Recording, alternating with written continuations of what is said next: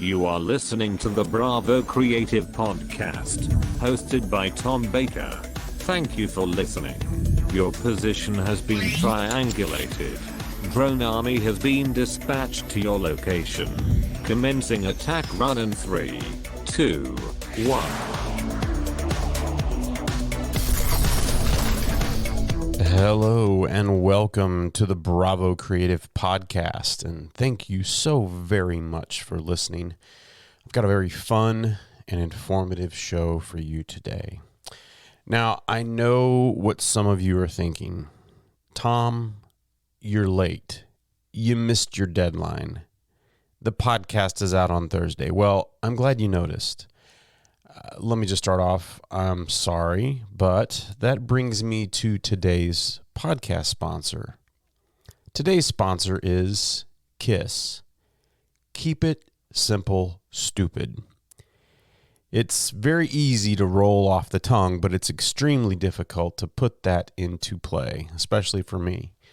I really struggle with this sponsor on a daily basis, whether I'm packing my camera bag, I'm conceiving a concept, or I'm just navigating my life in general. Keeping it simple, stupid can turn the tide and be a game changer for you. Now, typically, because I've suffered through the error of my ways, I will take my time to reassess my current project and see if there is a way to simplify it. Now, that doesn't always mean that it will make the process easier, but it may leave room for inspiration, or in my case, it may ensure completion of the project. So, keep it simple, stupid. Before we get to today's guest, I want to thank all of my listeners and my subscribers or followers of this podcast. And I would also like to give a big shout out to my guests that have taken the time to come in to the studio and share what they know and what they feel with me. And it's made me a better person. Thank you from the bottom of my heart. The Bravo Creative Podcast is being blasted out to your eardrums through Podbeam, Google Podcasts, Apple Podcasts, Spotify, Audible, Amazon Music, YouTube, and you can link up directly with me at the Bravo Creative Podcast Facebook page. And also, you can find the podcast at www.bravocreative.net/Bravo Podcast. So, let's get to today's guest. Today marks a first. Today's podcast is my first trans-Pacific podcast. I did it over the phone, and editing it was a complete and utter nightmare, but I got it done, and I am so happy to get it out to you. And as most of you know, I hold a very special place in my heart for a local film competition right here in the 417, and it's called Sato 48. And with a little bit of courage, a lot of hard work, and a ton of fun, and a few tears, the Sato 48 competition connected me with all of you great folks out there in the film and acting community. Sato will always hold a special place in my heart, and I can't wait for this year's competition, and I'm already gearing up for it. My wonderful guests today are the brainchilds of Sato 48, and their hard work and dedication to this amazing event and their fun and winning personalities have also played a major part. I've grown this event from a small event to a major event that's been gaining traction across the world. It's truly amazing what they have accomplished.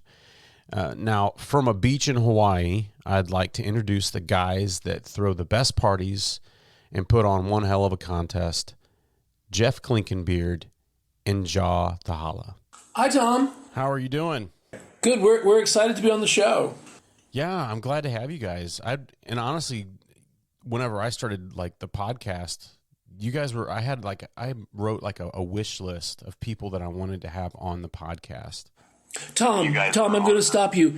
If it didn't include Jaw, we understand, but go ahead and say his name this time. So, Tom, who was on your wish list? Jeff and Jaw. Yeah, very good. And usually we put him first, okay? Just kind of, Jaw and Jeff. Yep, Okay. exactly right. Exactly right. We put him first because it does flow better. Jeff and Jaw does flow better, but we put Jaw first, Tom, because if he decides to bail, it's just the Jeff show, and that's not nearly as funny as the Jaw and Jeff show. It'll be funny if it's just the Jeff show, but it won't be as funny. Right. There won't be the banter. There won't be the banter. Kind of getting into Sato, that's coming up really soon. So when are you guys getting back to start? Are you all going to do it like remotely from Hawaii? Yes, we're going to do it remotely. Last year was a good, how do you say the word? Kind of a proving ground. Yes. And marking strength. Really? Yeah, we could do it from anywhere. So we would do it from here just because of the situation.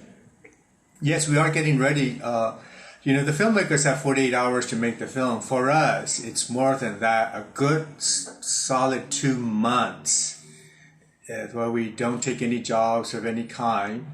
And we just concentrate on this. And of course, from there, it radiates out to taking a few months, a few weeks here out, a few weeks there out to make this event happen. And it's for us, it's a year-round thing that we do. It's a little bit like painting the Golden Gate Bridge. Do you know that analogy? No. Once you get to the I'm end, interested to hear it. Once you get to the end of the Golden Gate Bridge painting it, it's time to start again on the front of the Golden Gate Bridge and start painting it. It's about like doing a podcast. As soon as you get done with this one, you got to start the next one. Yeah, that's right. Yep, it's never ending. It's never ending, and but we also chose it. This is our 16th year, and I'll give you a brief history. The very first year, we got some funding from the Springfield Regional Arts Council and Community Foundation of the Ozarks. And Jaw said, if we have 15 people sign up for this, we're going to count it as a success. And I said, you know what? You're right. If anybody signs up for it. Well, the first year we had 35 teams. We're like 35 teams. And this, Tom, is when they were submitting their films on mini DV tapes. Oh, my goodness. So, and then the next year there were 50 teams, and then 60, and then 70. And for the past almost decade, we have had over 80 teams every single year. Now, again, every year is different. So, yes, we had over 100. Yeah, well, some years we've had over 100. But the point really was that there was a hunger for this ridiculously complicated and challenging and fraught, and people come in and say they almost had a heart attack because they were late, or they're so thrilled because they were on time, and then the fights that break out in the parking lot. Really, why people do it, we don't know, and why we keep doing it, we don't know, except that it really is interesting, and it keeps you very much on the cutting edge of things and relevant, or if you're not, you know it. Yeah, and from being someone that has done like a lot of commercial work, and I really didn't do a lot of film work prior to doing Sato. So I did a lot of commercial work. It was mostly just like me by myself, run and gun, going and doing it. And then whenever I met you guys, I got invited, early on to the Sato party that summer. It was like I think I'd only lived in Springfield for about maybe a month or two. And assembled the team, and then I did it, and I learned so much in those 48 hours that it literally just blew my mind. And I mean, I cried like a baby that next morning because I thought I had failed like so miserably on everything, and I thought, I'm going to hang all this up. I don't want to do it. And my team kind of came back in and lifted me up, and we submitted it like with 2 minutes to spare. And it was like one of the most awesome feelings when it was all done. And for me, Sato has a very special place in my heart because it's kind of the thing that it got me to where I met a lot of people in Springfield, and I've got into this awesome film community because of Sato, because of the people that I met during that process. And I think it's awesome. I think everybody that, even if you don't want to do film, even if you want to just do something that's competitive or different, Sato is the way to go. It is so tough. Not only that, not only the competition, it's also the community that come together. Like you said, even if you don't do film, it could be a person who does makeup and hair. they can come and help out. One year we had one film when drones first came out. These guys at the Buddha Brothers, they did this James Bond-like film. It was the first movie that did aerial shots. It was really cool. And Tom, it's interesting you would mention that even if you're not in film, the experience is so valuable. We've never had any takers, but when we present at Million Cups, we put it out there that as a team building exercise for any company, making a short film together under these auspices is really a way to see sort of holes in an organization's ability to communicate, work quickly, deal with client, because the inspiration package is kind of a client demand where you don't want to just execute on the client demand. That's not why they hired you. You want to elevate the client demand, which is what people do with the inspiration package. They take these guidelines and prohibitions and turn it into a 5-minute wonder in some cases. I think that's where, for me, as an exercise just in business or whatever, is one of the things that I learned. My first valuable lesson that I learned from like the first year of doing Sato is I typically am the one that, you know, produces all of the content that I make. I write it, I make the scheduling, I film it, I light it, I do the audio, I edit it, all that kind of stuff. And if you think you're going to go into Sato and do that and do well, you'll probably fail. It is very much a team-oriented exercise, and it's so much more fun if you do it. And there's so much more of a fulfilling learning experience if you do it the way that I did it the first year. It's not as fulfilling, but it is definitely a learning experience. And, you know, another learning experience, and I'm not being Debbie Downer here, it's just this is part of our industry because, you know, we're not making widgets. Every project is really a new venture. You also find out who you do not wish to work with anymore. It's very true. It is very, very true. And, you know, the cool thing is like, the group that I started with, which they're going to be on my podcast next week because we're going to do like a little roundtable talking about our Sato experiences and kind of where it has taken us, just those initial interactions that we had. But, you know, we still do little film projects together. We still meet up at least once a month and hang out and talk. And it was all because we went through the gauntlet of Sato together.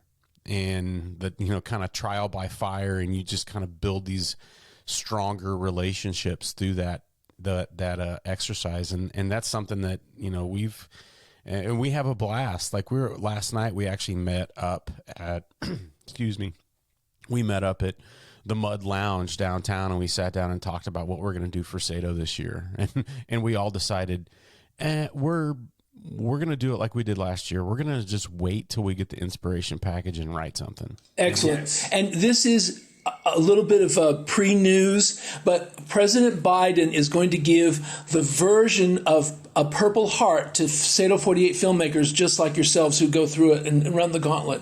That's not for publication. That is awesome. And just for publication, that's totally made up, and Jaw's sighing and shaking his head. And You know, and what's funny is like, so the first year I did it, I tried to like over prepare. I tried to account for everything. I tried to have at least a concept and all this kind of stuff. And I was going to just try to fit the square peg into the round hole.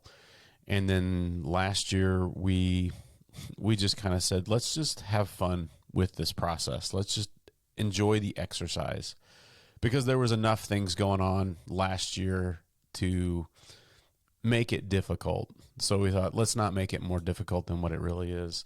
And we had so much fun. And it came out in the end on our project. We actually won a good award and we got prizes, and it was a ton of fun.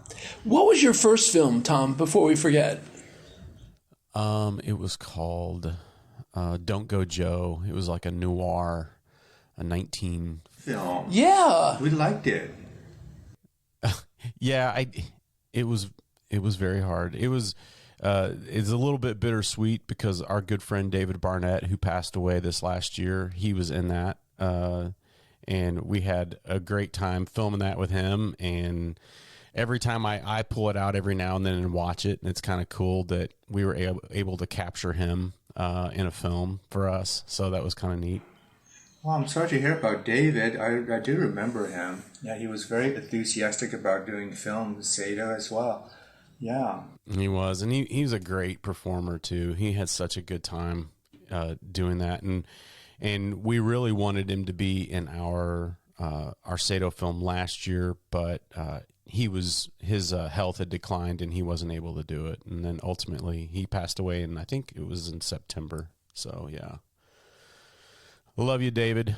Love you. Yeah. And what this current situation at least has demonstrated for me is, boy, oh boy, carpe diem. Seize the day. Yes. Absolutely. Another thing about that Don't Go Joe film that I remember is the sax performer. That young kid. I remember you guys were getting together to form this team at one of the functions.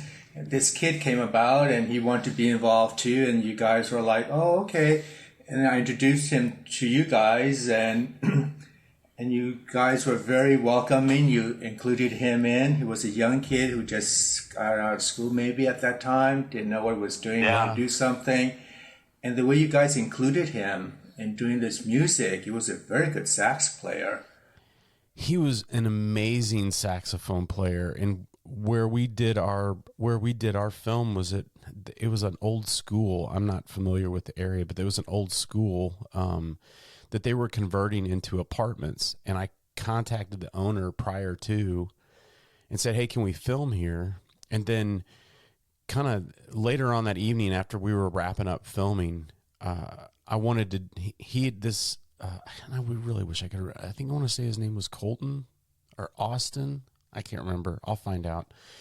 And he brought his saxophone and he played it up in the hallway, and he did this whole like original saxophone solo. And I recorded all of it. We didn't include it in the film because it was like a 5-minute saxophone solo. But it was a really cool piece. I need to get that together and just send it to you guys so you guys can see it. But it was great. It was like this original piece that he put out, and it was all because we were sitting there trying to get some background music for the film. Yeah, I filmed it. I filmed the whole thing. And he's like, it's this long shot going down a hallway, and he's kind of leaning up, and it's all in black and white, and it's lit real noir like. I pat myself on the back. I did a really good job filming it. So I can't remember what his name was. I really wish I could. I can't find it because I'm using my phone. So real quick, before we get too far down the road, so the dates this year are April. The 16th. Wait, the dates are, registration opens March 5, which will have already passed. Oh, by that's tomorrow. That's tomorrow, but this will already have passed. But anyway, and then the filming weekend is April 16, 17, and 18. And the screening will be on April 29 to May 3rd, I believe. That's correct. And then the award ceremony is on Saturday, May 22. And these will all be virtual. Now, is all of that, is it going to be kind of the exact same format that we did last year, where we have kind of breakouts and we talk to people? You all had talked about something like peer review was a new thing that was going on this year. Yes, we have, and then it has transformed into another thing, which is this year different thing we're going to do is we're going to have the filmmaking community weigh in on voting as well. The way it will work is everyone who is a registered member of a team will receive a login to the voting app, and for each film, and we can do it this way because since it's all virtual, people can stop and start versus sitting in a theater where you only have 30 seconds in between each film. On their app will be the films in order for the group they're watching. And for each film, each filmmaker will rate all 12 of the award criteria. So you, Tom, if you're a registered member of a team, You'll have a login, an app, and you'll go to Group A, and then the first film will come up. You'll watch it. Then you'll say, here's how I rate it for best use of the inspiration package. Here's how I rate it directorially. Here's how I rate it for sound design. So peer review will truly be peers reviewing peers on all criteria. There will also be selection committee members, and they will be members of the community, people who are interested in film, who are eager supporters of films, and they will also be voting. So it's nice. as with everything else in this kind of crazy quilt industry, it is a combination of experts in the field and people who are just fans of movies. So then those combine to create the top 10. Then the top 10 go to the international experts in the field, and that is still the same procedure where they vote on a particular criteria like cinematography or design, production. And then that results in the top 5, the runner-up, and the winner for the awards ceremony on Saturday, May 22. Okay. The prizes, it varies from year to year. Some years we have certain prizes and some don't. Definitely this year we're going to have Jennifer John Meyer's prize that she's going to give out to do a portfolio for the filmmakers. And then we have one from... We're in conversation with the Hines family. They've done Sado 48 for a number of years, and they're interested in recognizing sort of off-the-wall or outstanding production in a particular area, so they'll have a prize. But the awards, cinematography, direction, screenwriting, they stay the same for 2 reasons. One, it's sort of the foundation of the industry, and because it requires so much more, many levels of adjudication, it's an extra administrative aspect for us. So we keep those the same, but the prizes is where the community gets involved, and then we can have fun. Like last year we had the Run and Gun prize. We almost every year have the best portrayal of a pet or animal prize, and not surprisingly, the best filmmakers obviously shoot for the top awards and then also look at the prizes and say, well, if we're creating a screen story from scratch and somebody's got a dog, let's see if we can't get the dog in there to win the pet portrayal prize. Yeah, my son is already doing that. Ha! Good. He was sitting there the other day. He's like, I wonder if I could put the dog in this scene. And I'm like, he's already looking at awards already right now. But I hasten to say it is not about winning awards. It's not called a competition. It's called a challenge. One thing that I learned last year is, and it adds to the enjoyment for not only you, but your crew members and your cast members. And you get a really, I think if you stay in that headspace of trying to keep it simple and not get too over into winning awards or this or that or the other thing, and just try to create a good film with a good story and utilize as much time that you can, Sado is a great experience, and you're going to love it. The other thing, Tom, is we are finding filmmakers are approaching it like this. Okay, it's going to be a simple period piece with 3 very simple fight scenes and 3, layers of special effects in post. I mean, that's the way people are. I mean, we are absolutely blown away by. It's like, well, don't go, Joe. On top of everything else, you picked noir, so that has a whole palette of things that you must achieve. Other people choose science fiction. Others go for comedy or musical. And we're amazed, blown away, and thrilled. And this is the other thing we want to say. Many of our international judges, after they watch these films, there's 2 responses they often have. One is, can I pick 2 winners? No, you cannot pick 2 winners. But there are so many good films out there, they can't even decide among them, and want to not have to be on the hook for that. The other thing they often say is, where is Springfield, Missouri? It is an amazing aspect of this project early on that John and I realized the depth of talent just in that area. And going back to your sponsor, keeping it simple, there's one up-and-coming young filmmaker. You may know him. He did this film. It actually has the same last name as you do. I think his first name is Sam. He did this all on his iPhone and edited it on his iPhone. It's just amazing what the technology is there, and your will wanted to do it. It's the thing that, and I've had a few friends talk to me about, my son Sam doing they did a short last year called Lucky Ball, and he asked me a couple questions, was all he really asked me on it, but he kind of had an idea of what he was going to do, and he said, "Dad, I'm going to film it with my iPhone," and he goes, "I'm not going to have any audio. I'm going to do it as a silent film." And I said, "You know what? That's perfect. You'll do great on it then." And I think they had theirs filmed by, I want to say they had theirs filmed by midday on Saturday. And then he spent the majority of his time trying to figure out how to edit it on his phone. But he did edit the whole thing on his phone. And he was moving files around different ways and stuff like that. And he would not show it to me. And honestly, I didn't even see it till well after they submitted it.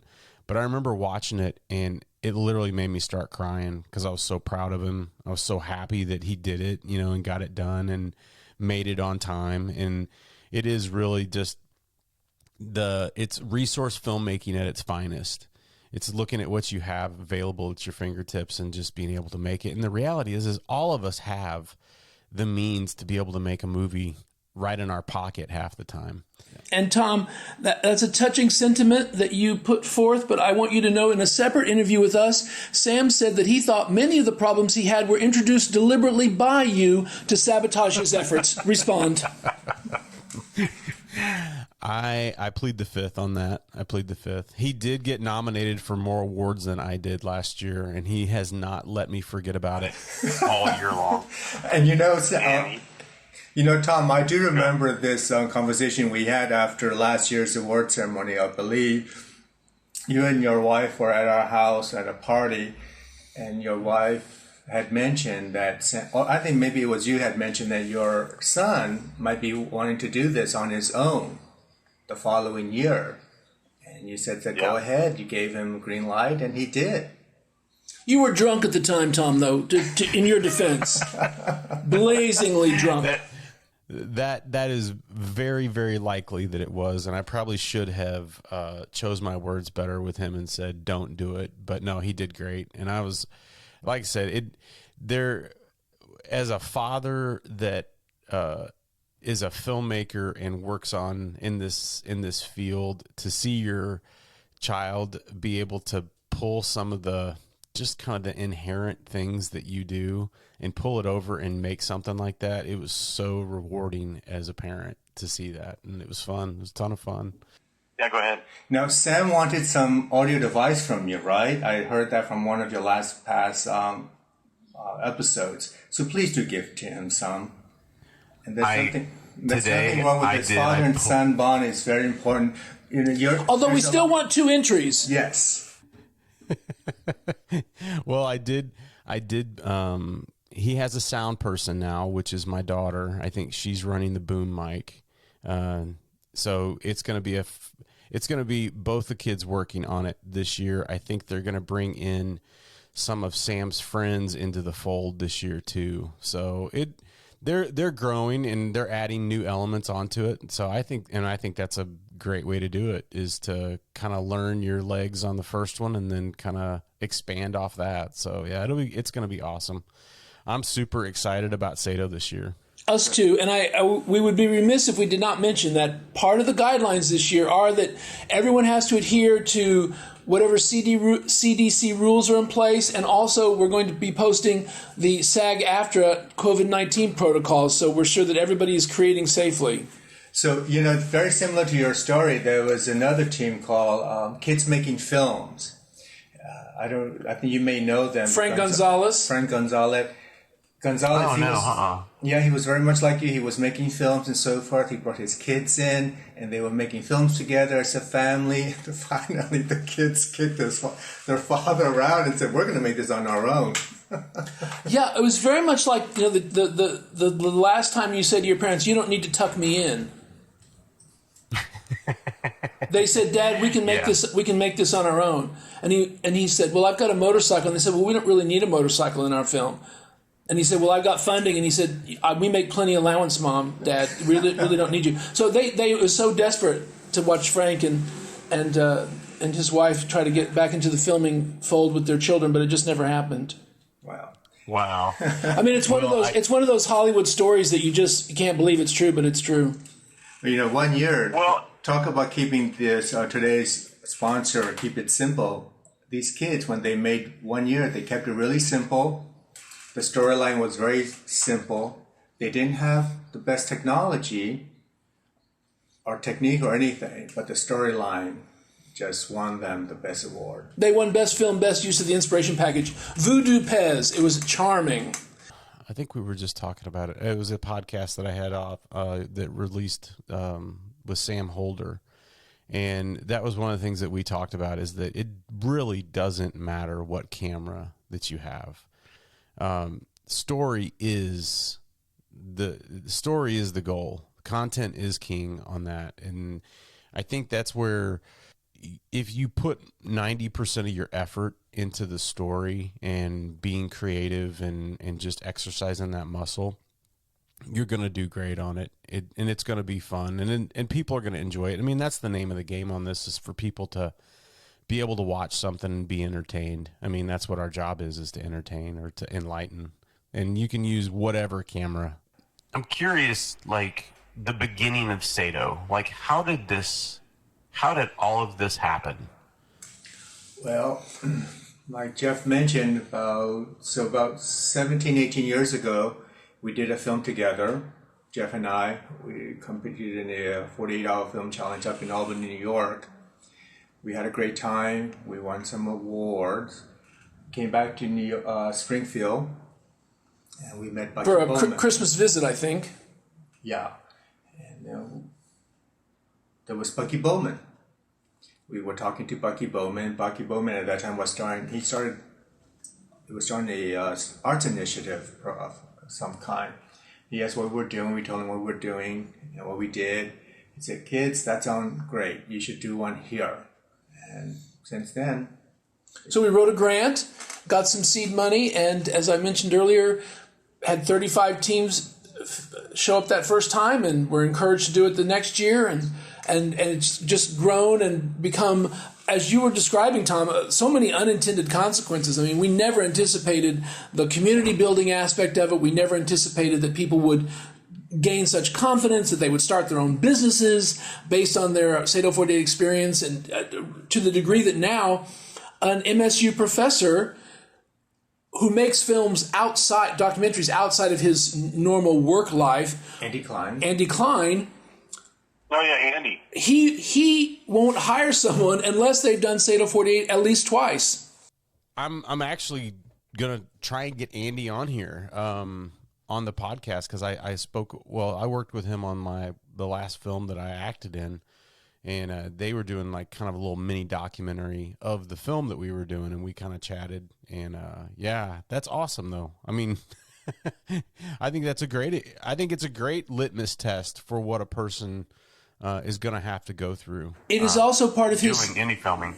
It is also part of his curriculum for his Production 101 classes. They must participate in Sato 48, and the way they get an A is to finish on time. Wow. Oh, so they have to do it on time? Yes. Oh, yeah. It's all about that, isn't it? With us, we have no grace periods, and we have no excuses. Just like in the real world. You have an assignment, get it in on time. His feeling is the subjective side of it is not what a production class is about.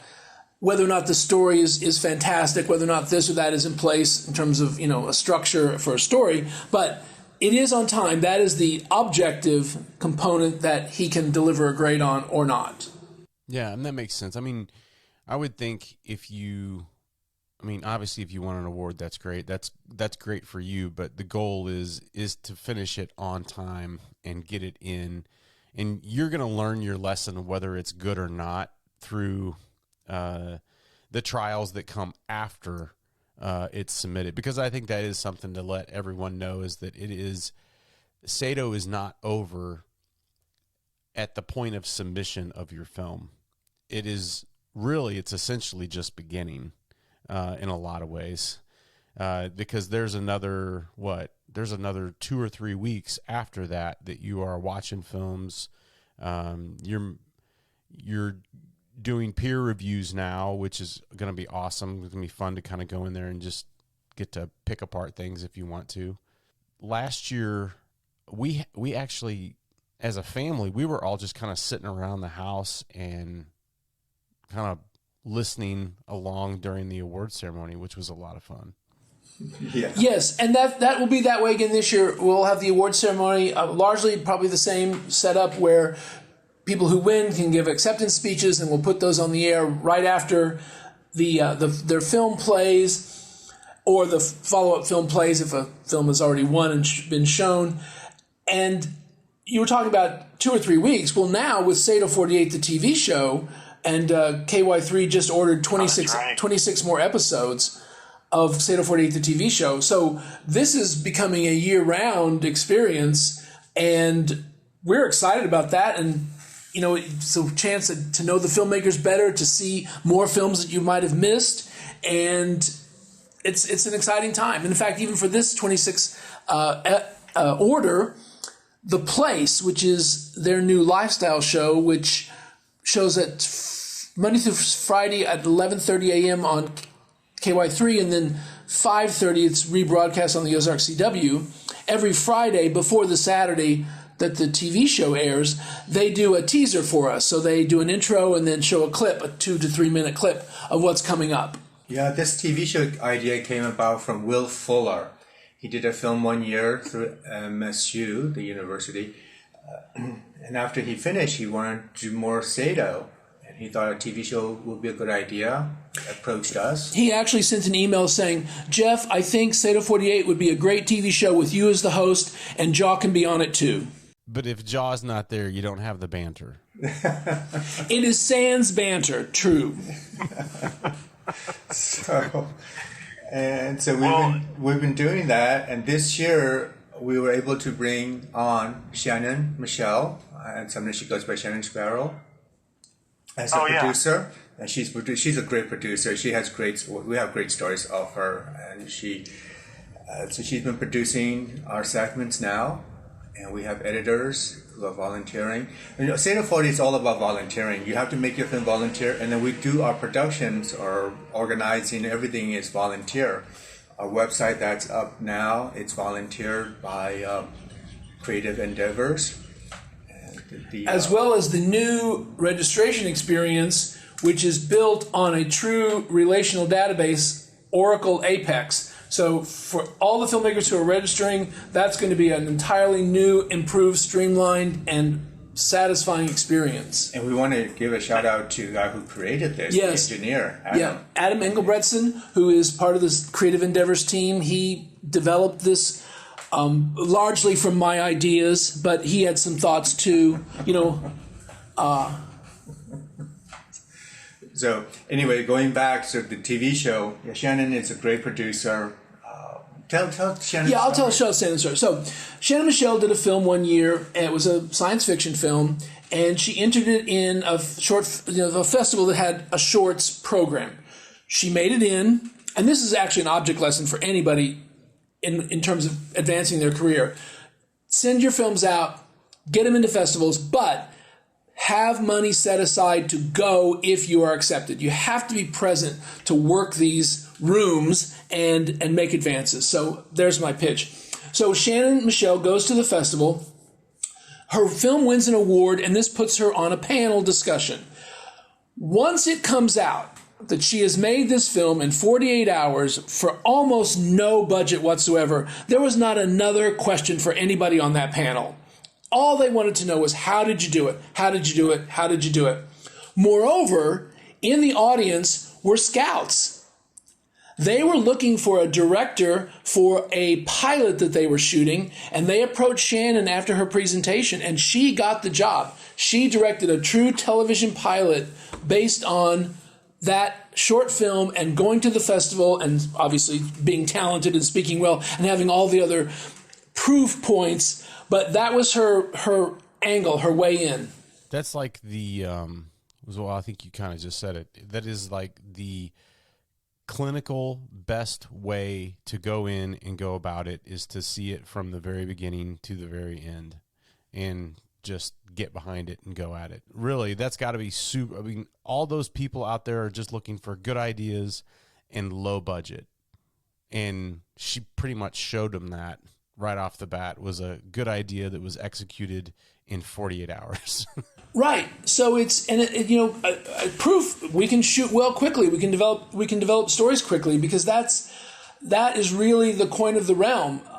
Nobody cares how, on the outside, the viewing audience doesn't care how quickly it was done, but on the inside, it's a huge issue because everything costs money. You don't own that place where you're shooting. You're paying for it by the hour. Those actors aren't under contract. Those days are long gone. These are all independent contractors and, negotiating new deals and everything based on how long somebody works. So it's all very important from a monetary point of view. And this is not a inexpensive art form, although over the years, like I said, the first year we did it, they were turning in their films on mini DV tape, and we were burning DVDs to play at the Moxie and other scenarios like that. It's becoming more and more accessible to people because the cost of the tools to create has come way down. For example, your son... I was going to ask you, so you had to burn all of those mini DVDs onto DVD, and then you were able to show them that way. Right. They would submit the mini DV, we would play it in the camera, out of the camera, onto the computer, capture it in Final Cut Pro, turn that into, put whatever was needed in front or behind it, and make individual MOV files, and then... Some years we played each one on an individual DVD. Some years we would group them on a DVD, but that was a nightmare because if the DVD burner failed, then you've got 10 films you've got to do all over again. And once, Tom, one year we said to the filmmakers, you can submit your film on whatever format you want. Well, I am never going to be that nice again to anybody about anything. I was literally up 24 hours because we were going to miss our deadline. We were not going to have the films ready for the Moxie. It was every single film was an exception. Every single film had to be reconfigured based on whatever format they came in. Oh, it was just a nightmare. It was a nightmare. Now, how did they do titling and stuff like that when you were doing mini DV? I don't know. I don't know how they did titling. That's a very good question. We can go back and look at the films because they had titles. It was a requirement. Mm-hmm. Yeah. So they must have just been importing it into a computer and then exporting it back out the file, maybe that way. I don't know. Yeah, that was. We never even thought to ask that. Yeah. And all those filmmakers are dead now, Tom. It's been that long. No, one of the persons you should have on your show is Jeff Johnson. He's been doing Zeta 48 since day one. I think they've done 12 films or something. No. He's done 14 films. We've been here for 16 years. He's done 14. 2 times he took a time off. He started making his film with his sister, Julie. And then they grow up, and then they start getting families, and now each family are doing their own stuff now. And he is an instructor at OTC. He teaches sound.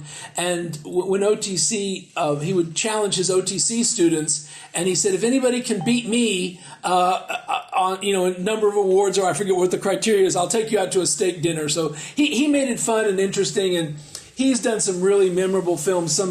It's interesting. One is so creepy. I think about it all the time. And it's Doors, isn't it? Yeah, The Doors, I think, yeah. And it's really interesting. How many films have come through Zeta 48, John? We have over 1,000 films that came through Zeta. Wow. And you were talking about story. To look at that many films over this many years and still have some that are just locked in your memory, like great scenes from great films or great stories, plays, books. It's just proof that these are a worthy place in the canon of, great storytelling. No, I agree. I mean, there was even stuff I remember watching last year and then the year before that just, you watched it and you're like, man, they did such a good job. And then when you realize they did it in like 48 hours, I mean, and didn't even know what it was until the inspiration package broke out. Right. It wasn't even a bad idea yet. It was just not even an idea. I was just thinking, Jeff Johnson should probably win like a Jeff and Kyaw Lifetime Achievement Award. And you know what? He can if you find someone to fund it. So if anybody out there is listening, you want to fund a Lifetime Achievement Award, there are definitely some candidates out there for the Lifetime Achievement Award for Sado 48. Yeah. Jeff Johnson, I hope he keeps up. There's 2 other teams that are behind him with 12 years. And you have the Canotes. Chris Canote. Yeah, is another person. His is another great story. His first year did Sado 48, and he was watching his film on his computer at work. And his boss happened to come by, and you know how people try to switch, from what they're watching at work to their actual work. Well, it didn't quite work. And his boss said, what were you watching? And he'd go sheepishly, well, I did this film event, and so that's what I was watching. And his boss said, well, show it to me. So Chris played the video for him, and his boss at that moment said, you are in the wrong department. You are going to head up our video department. And honestly, Tom, Chris says to us, my family, my house, the education of my children, all resulted from this big bump up in responsibility, but also pay, based on his boss seeing that Sado 48 film and realizing Chris was in the wrong position. That is awesome. That is an awesome story. Jobs where he's working on a documentary of these kid performers, yes, actors. Yeah. And I just want to add, has Chris Canote sent us $1? Not $1. Actually, he graced our first episode of Sado 48, the TV show, so he has paid his dues. And I don't want to wax too poetic. I mean, I guess I can, but that's it's your show, Tom. Do what you want. I do. I can, and I just can't say it enough. Is I really, really, really do appreciate the Sado 48 film competition. It's like now it's become this. It's a great exercise for us, just as friends, and we try to exercise our creative muscles all year long, and it's fun to kind of put them to the test in a competition like this. But I just cannot thank you guys enough for having this event, because it literally allowed me to be a part of something when, I'm not from Springfield. I'm a fish out of water here, or I was at that point. And just in, less than 3 years, I was able to make as many connections as I could. And I attribute a lot of it to Sado 48, because I just met so many people. And then that just connected me into other projects and meeting more people. And it's just been a great networking opportunity. And if anybody ever came up to me, and I've even had a few people come up to me and said, I'm having a hard time going out and meeting people, like in the film industry or whatever. And that's another reason why I started the podcast, is because trying to bring this community together. And I tell every single person, do a Sado film. You will learn something, and you will meet people doing a Sado film. And Tom, if I may, now you can tell them, do Sado and fund a Lifetime Achievement Award. Yes. Yeah. Do Sado, and if donate, fund, donate, write checks. Is there a place where you can donate to? Is there like a red? On the new website, there's a donate button, and it's tiny, and it's at the bottom. That's going to change.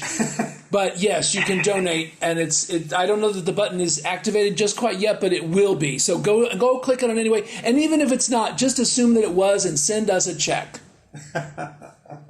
That sounds like a good idea. And actually, I'm going to go ahead and just put myself on report. I will be donating to that fund as well. And this is being recorded. You know that.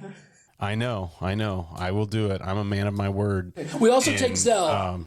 Now, if somebody wanted to do let's just say hypothetically that Bravo Creative wanted to sponsor an award. You may sponsor an award. So it could be the Bravo Creative Podcast award for best screenwriting, best direction, whatever. There's that. And that is just sort of set in stone. If you had a criteria, for example, the Hines family wants to do something a little more off the wall or different, or better portrayal, if you have a specialty aspect to your concept, that's a prize. And then if you're sponsoring the prize, you take on the responsibility of selecting. If you sponsor the award, that's not upon you. You just sponsor the you sponsor the award, and then through the peer review, through the selection committee members, and the voting, judges, and the international judges, those winners and runners-up and et cetera are decided. But with the prize, you get to watch the films and you get to make the selections. And you have to take all the responsibility of doing all that. No, I've been thinking about sponsoring a prize. I don't know what my criteria would be. Right, and just as a helpful guideline, something not too terribly narrow, because if a film doesn't have cabbage in it, we're not going to be able to give the cabbage award. So something a little more broad than that, and also something that's not already covered by the concept of an award, so it has that distinctive aspect. For example, we've had the best pop culture references award. Hawk sponsored that prize. Hawk did that last year. Yep, right. Fanatics and the Fan sponsored that prize. Obviously, we've mentioned it again, but it's unique. The best portrayal of a pet or animal. When it was still open, Jennifer John Meyer spearheaded the Alamo Recommends prize, which was... That was the one we won last year. Right. So for more offbeat sorts of interpretations and experiences in film. We had the Run and Gun Prize, which was for teams of 5 or fewer that competed in Sado 48. Another prize that was great was the Prime for Development Prize by Tony Dancy and Melanie Martin. The criteria there was, in addition to the film, filmmakers had to submit a 48-second description of why they thought their film should win Prime for Development, because it could become a webcast, it could become a feature film, it could become a longer short, and that came with a pretty big prize money. Yeah, I remember that. And that was I'm trying to remember who won. Oh, I think I do remember who won that one. That was the one they were in a storm shelter or something, wasn't it?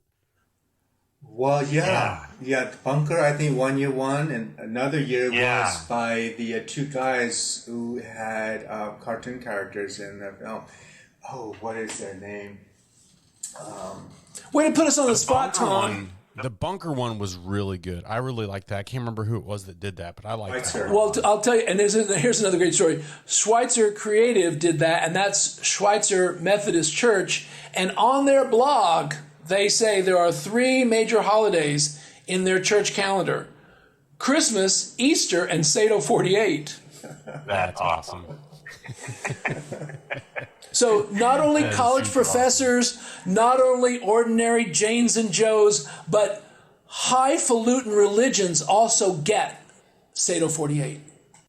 The possibilities are so endless with it, with what, just like from businesses to churches to whatever, anybody can go out, and it's just such a very inclusive and fun group of people to get around and just see what they come up with. And I want to clarify, we agree. I want to clarify, when I say highfalutin religions, I mean, I spoke to their program director and I said, what is the justification, if you will, for a church group participating in Sado 48? And their response was brilliant. They said, well, we celebrate we celebrate the universe's greatest creator, so why shouldn't we follow in those footsteps?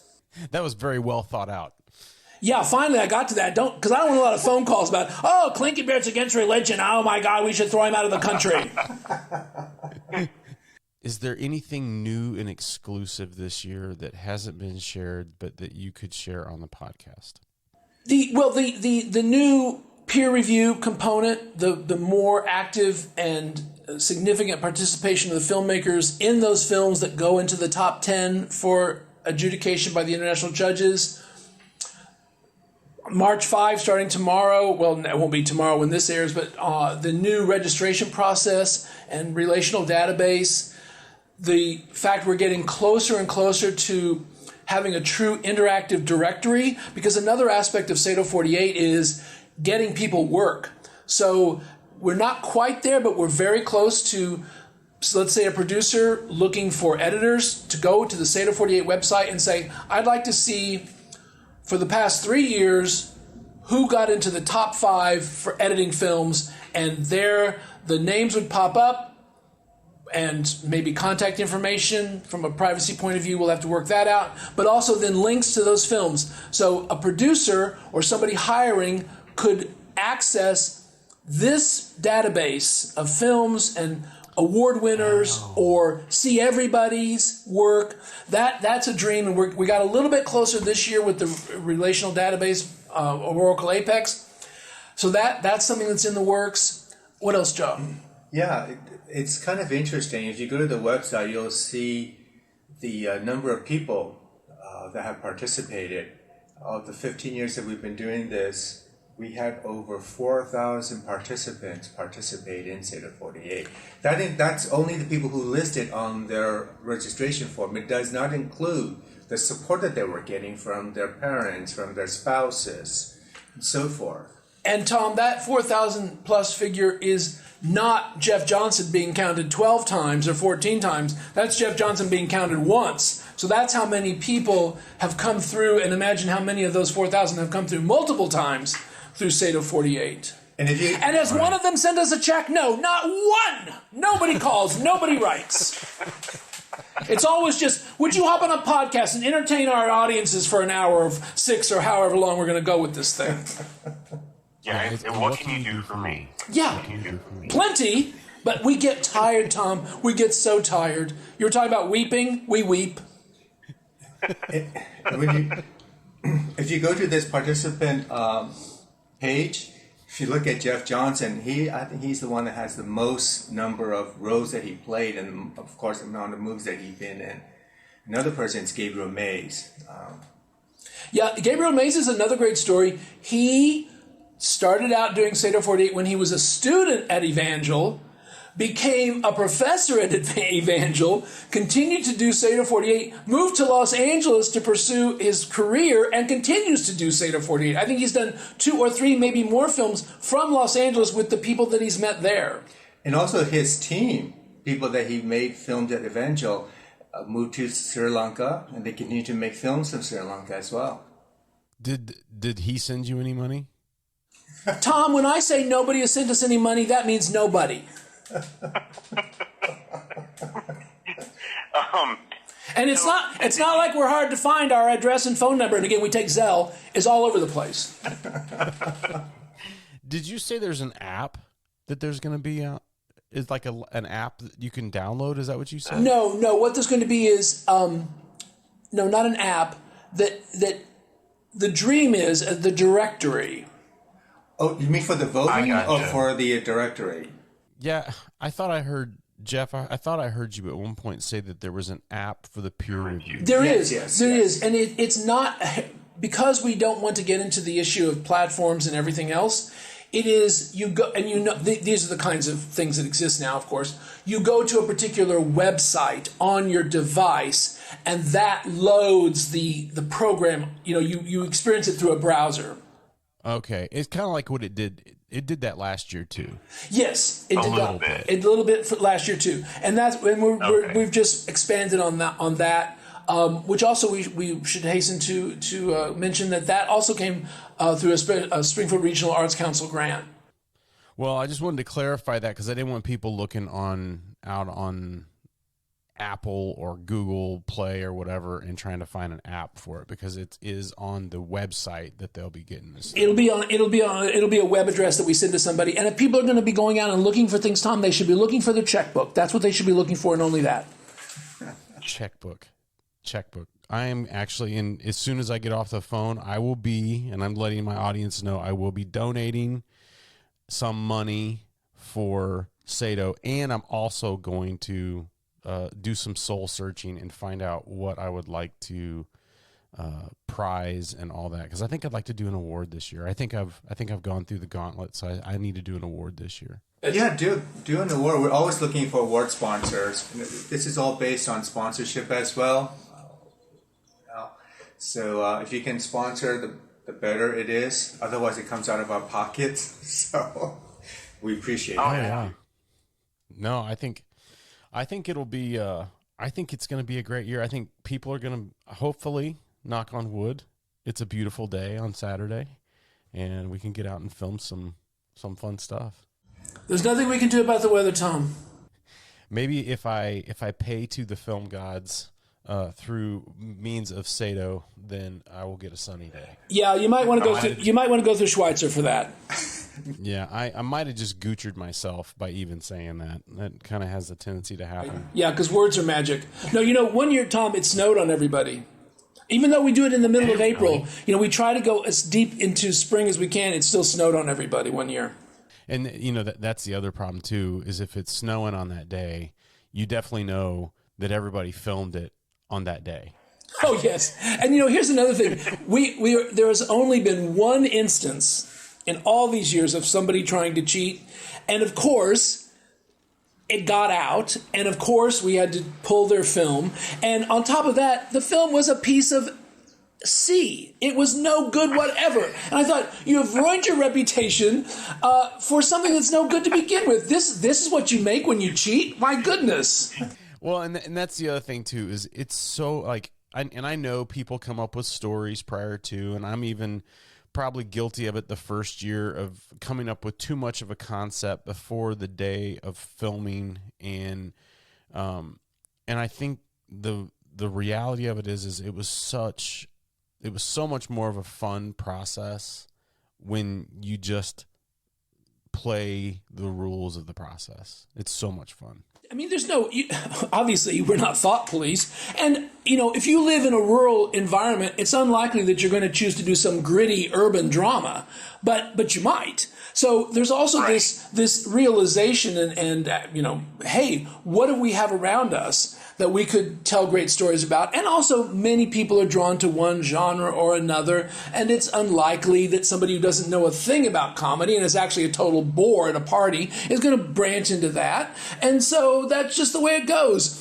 But the real strict rules are everything we see and hear on screen for those 5 minutes or less has to have been created within the 48 hours, with a couple of exceptions, meaning music. Some, like if your company has a logo, that you can play that logo. That's like a piece of furniture in a shot. Not everybody's having to go out and build a couch every time they shoot the living room. Do it. Get a team together. Make a film. Give it a shot.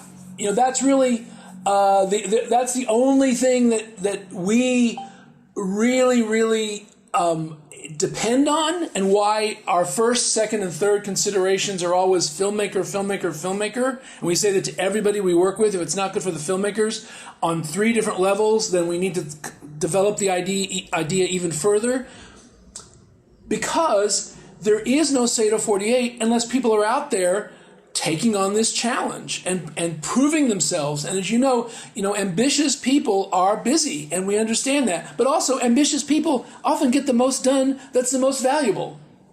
I remember when we finished our first one, I think we had, and I live out in Rogersville, so I had about 15 minutes before it was the deadline to turn it in on that Sunday night. And me and Curtis Stout jumped in the car, and I was still editing the film. I was finishing up, and I had to do the render, and so it was rendering while we were driving through Springfield. And we were I put the thumb drive in the side of the laptop, and as soon as we pulled into the church there, I pulled the thumb drive out, and I walked right out the door and walked in. And like I said, we had 2 minutes to spare to get it. And it was all of a sudden, this huge weight lifts off of you, and you're all excited. And I was just I was ecstatic. And I walked outside, and there was a group of guys. There was 6 of them, and they had missed the deadline by I don't know how many minutes. And I was all excited, and I was like, hey, that's awesome, blah, blah. And I said, what was yours about? I go, yeah, we didn't get ours done.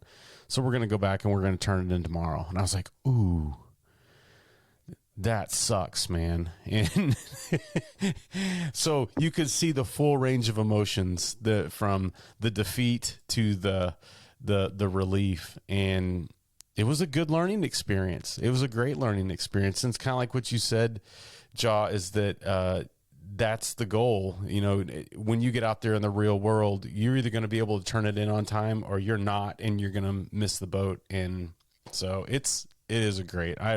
I love it, guys. I'm going to be your biggest cheerleader forever. Thank you, Tom. Now, Tom, you're not telling the whole story because that team went over and keyed your car, didn't they?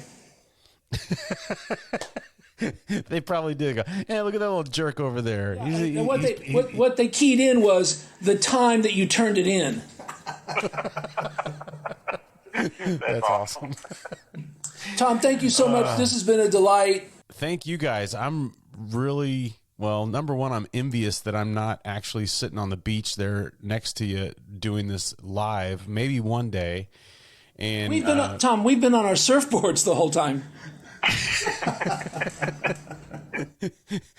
That's a great visual. All I can say is that's a great visual. Not in the water, but surfboard. Yeah, I didn't say we were in the water. We're weird. We've just been standing on our surfboards. So I hate to ruin the image of you thinking like we're Hawaii 5-0 out there. No. It's Hawaii 48.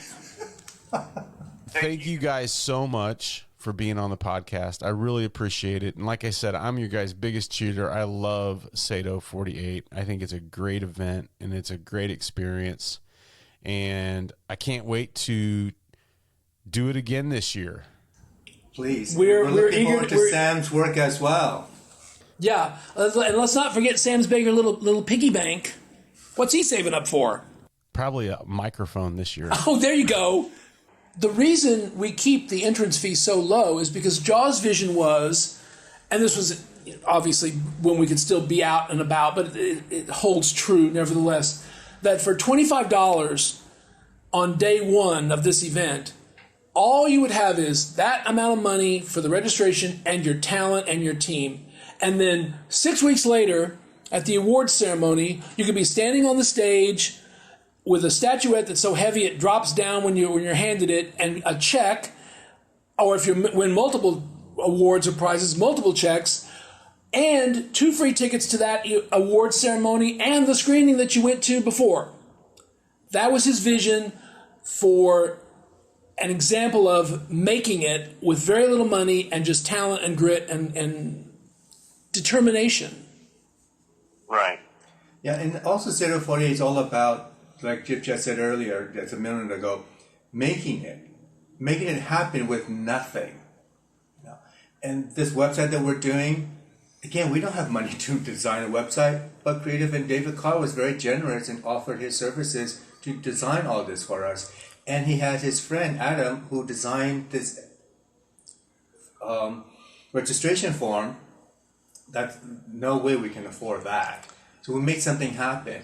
Everyone involved in Sado 48, it's all volunteer and in-kind services, and whatever they are good at, it's contributed. And what David Carr and Creative Endeavors is just now tumbling to is we deliberately made the registration process and the website an absolute nightmare so somebody would have to step up and help us. Just in parting, Tom, we want people to register. It's a simple process. Go to the website. You'll see the button that says register or manage your team. Click on that. Get involved. So Jeff and Kyaw, I just want to thank you so much for being on. I'm going to let you go. It's been great talking with you. Well, thank you. And mahalo, aloha from Hawaii. Thank you, guys. Love you. You too, Tom. Thank you. Bye-bye. Bye-bye. You have been listening to the Bravo Creative Podcast. Analysis of your biometrics have been compiled and calculated. You are now a minuscule part of the collective. Enjoy the rest of your pitiful day.